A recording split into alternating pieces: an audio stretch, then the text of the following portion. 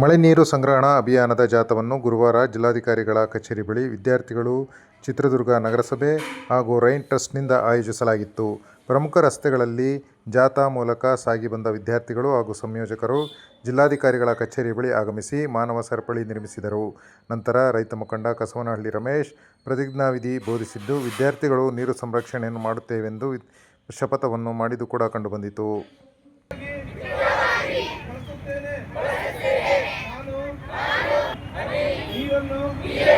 ಅಮೂಲ್ಯ ಆಸ್ತಿ ಎಂದು ಪರಿಗಣಿಸುತ್ತೇನೆ.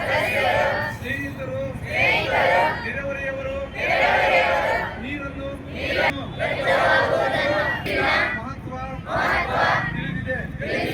ಈ ಪ್ರತಿಜ್ಞೆಯನ್ನು ತೆಗೆದುಕೊಳ್ಳುವ ಮೂಲಕ ಮಳೆ ನೀರು ಸಂಗ್ರಹಣೆ ಮಾಡಲು ನಾವು ಬದ್ಧರಾಗಿರುತ್ತೇವೆ.